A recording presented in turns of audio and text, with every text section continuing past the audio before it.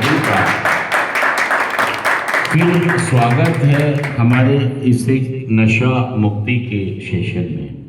और दोस्तों, फिर आज हम यही बात करने वाले हैं कि यार हम नशा छोड़ते तो हैं, नशा लेकिन दोबारा कर भी लेते हैं। मतलब हम जब पहले नशा छोड़ते हैं तो इसीलिए तो छोड़ते होंगे ना कि हम परेशान हैं या दुखी हैं। किस लिए छोड़ते हैं?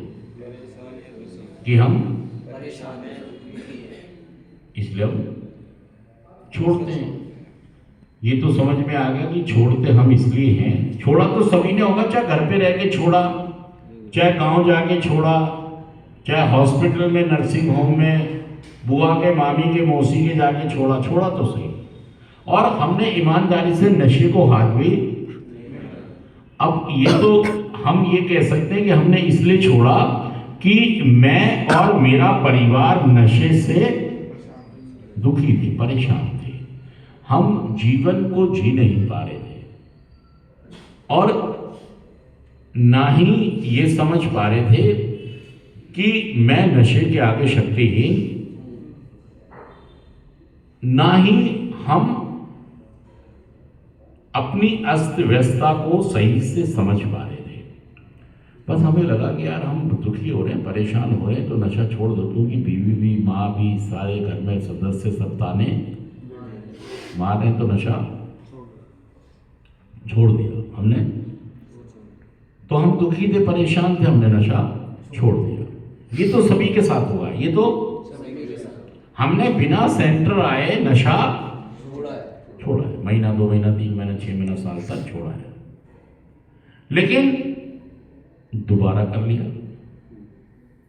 ये तो बात समझ में आ गई कि मैंने छोड़ा क्यों। मैंने छोड़ा इसलिए कि मैं और मेरा परिवार दुखी थे। अब ये बात भी मुझे समझनी होगी कि किया क्यों दोबारा, दोबारा क्यों किया मैंने दोबारा किया क्यों, दोबारा किया क्यों? आशीष, सर परेशान होके या मतलब रिकवरी ज्यादा दिन नहीं कर पा रहे। नहीं, मैं ये कह रहा हूं दोबारा किया क्यों, रिकवरी ब्रेक क्यों हो गई? फैमिली इशू, मतलब लोगों ने मुझे परेशान किया तो मैंने समाधान नशा ढूंढा। लेकिन अगर मैंने उन परेशानियों को फेस करने की बजाय नशा करना पसंद किया है तो मैंने तो छोड़ा भी परेशानी के कारण ही था और किया भी। मैं चाह क्या रहा हूं फिर अपने से, मैं चाह क्या रहा हूं? यार मैं परेशान था इसलिए मैंने नशा, और आप कह भी रहे हो कि मैंने को परेशान कर दिया इसलिए मैंने। या हम ये समझें कि असली बात आपको पता ही नहीं हो, असली बात, क्योंकि अगर जीवन है तो घर वालों से इश्यूज तो होंगे होंगे, पक्की बात है। अगर हम जीवन जी रहे हैं तो मुद्दे तो होंगे यार। कई बार मैं उनकी चीजों से सहमत हो जाऊंगा और कई बार सहमत, इश्यूज तो होंगे, मुद्दे तो होंगे घर में। लेकिन मुझे तो अपनी बीमारी को, अपने नशेबाजी को, जो मैंने नशा छोड़ा था वो इसलिए छोड़ा था कि मैं जीवन को जीवन की शर्तों पे नहीं जी पा रहा हूं। मैं जीवन को आनंद के साथ, मैं जीवन को आनंद में नहीं जी रहा हूं, मैं जीवन को भसूड़ियों के साथ जी रहा हूं। कोई इंसान अगर पैदा हुआ है, इंसानी पैदा होना, जीवन लेके इंसानी जीवन होना, ये अपने आप में ही आनंद है। सच कह रहा हूं, जुड़ कह रहा हूं भाई साहब, आनंद ही आनंद है। अगर कोई आदमी जीवन, इंसानी जीवन लेकर पैदा हुआ है तो वो आनंद लेकर पैदा। लेकिन जो लोग नशा करते हैं और जिनकी बीमारी तीनों भाग, शारीरिक भूख, आत्म खिंचाव, मानसिक खिंचाव और आध्यात्मिक शून्यता, जब ये अपनी चरम पर आती है तो घर वाले हाथ खड़ा कर देते हैं कि भाई साहब हमारे बस की अब नहीं है। उस समय तक आपको वो मैनेज कर रहे होते हैं कि जैसे भी मना लो इसको, नशा मुक्त, इवन बहुत सारे लोगों के घर वाले तो इस पे भी सहमत हो जाते हैं कि कर ले, लेकिन घर में बैठ के इतना मत कर, इतना। लेकिन हम नहीं समझ पाते, हम अनमैनेज हो जाते हैं। देखिए, एक ही तरीका है, पहले नशे से दूरी, पहले नशे से, यही हमारी बीमारी का सबसे पहला प्राथमिक इलाज, पहले नशे से दूरी। ये हमारे बस की बात है नहीं। हम छोड़ते तो हैं परेशान हो गए, लेकिन कर भी लेते हैं परेशान।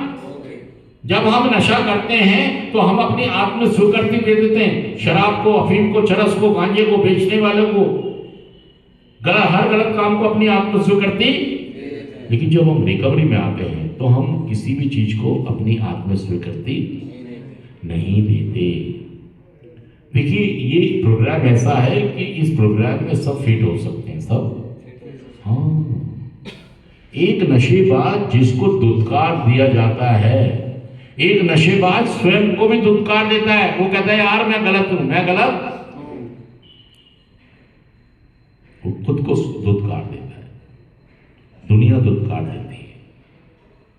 लेकिन हमारा ये कार्यक्रम उसको अपनाता है, स्वीकार करता है, अपने पास रखता है। और सही में यहां पर इतने बढ़िया मेंबर होते हैं जो हमें गले, हाँ,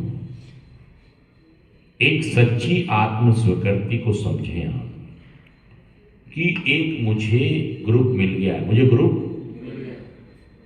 मुझे नारकोटिक्स एनोनिमस का ग्रुप, मुझे सदस्य जिन्होंने मुझे स्वीकार, गले नहीं भाग रहा, नहीं,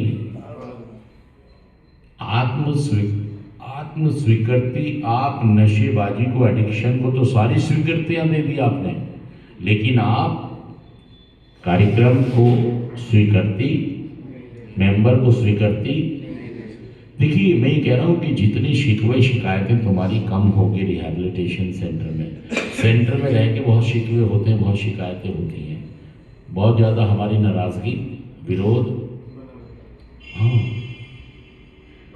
नशा बेचने वाले जिंदाबाद, सारे बोलो, नशा बेचने वाले जिंदाबाद, नशा छुड़ाने वाले मुर्दाबाद, नशा छुड़ाने वाले मुर्दाबाद। अरे भाई साहब, नारा बोलो यार, नारा। हाँ, दूसरों की जय से पहले खुद की जय करो, मम्मी पापा की जय करो, बीवी बच्चों की जय करो, भाई बहनों की जय करो। मैंने अभी आपसे पूछा था ना कि हम समझदार, इंटेलिजेंट किसको कहें? जिसके मम्मी पापा, जिसके बीवी बच्चे, जिसके बहन भाई उससे खुश हैं, हाँ जी, एक वही इंसान इंटेलिजेंट और जीनियस है, दिमागदार है। बाकी सब सच कह रहा, जुड़ रहा हूं। अगर ये जानना हो कि इंटेलिजेंट, जीनियस, समझदार कौन है, तो कैसे जानेंगे? कहां दिखेगा ये? मेरे मम्मी पापा में दिखेगा। अगर वो मुझसे खुश हैं और अगर वो मेरी तारीफ, तो समझो मैं इंटेलिजेंट हूं, मैं समझदार। हाँ, नहीं तो तुम करोड़ों रुपए कमाना, हम नहीं मानते। तुम्हारे बीवी बच्चे अगर तुमसे खुश हैं तो तुम इंटेलिजेंट हो, जीनियस हो। हम कमाई का नहीं लिख रहे भाई साहब, क्योंकि कोई 10 रुपए कमाता है, कोई 100 कमाता है, कोई 1000 कमाता है। कमाइयों से थोड़ी होता है कुछ। कमाई तुम्हारी अपने लिए, अपनी सुख सुविधाओं के लिए, दूसरों के लिए थोड़ी भाई साहब। हम कमाई से नहीं नापेंगे, कपड़ों से नहीं नापेंगे, सोने की चैन से नहीं नापेंगे, हम किससे नापेंगे? हम रिकवरी, फिर वही रिकवरी से। तुम्हारे मम्मी पापा, बीवी बच्चे, बहन भाई कितने खुश हैं, हम इससे नापेंगे। सच कह रहा हूं, झूठ कह रहा हूं? अगर तुम्हारी मम्मी ने रो रो के ड्रम भर रखे हैं तो तुमसे बुद्धू इंसान, तुम्हारी बीवी किलस रही है, तड़प रही है तो तुमसे खराब इंसान, बुद्धू इंसान, पागल इंसान। तुम कुछ भी समझते रहो, तुम 20 फैक्ट्रियां खोल लो भाई साहब, और बीवी बच्चे नाराज है, माँ बाप नाराज है, दुखी है, परेशान है, हम नहीं मानते। हम तुम भाई साहब गाड़ी ले आओ, मर्सिडीज ले आओ, कोई सी ले आओ गाड़ी, हम नहीं मानते कि तुम इंटेलिजेंट हो, समझदार हो, बिजनेसमैन हो। हम कब मानेंगे? जब माँ बाप, बीवी बच्चे, भाई बहन खुश हो। सच कह रहा, झूठ कह रहा, बताइए बात।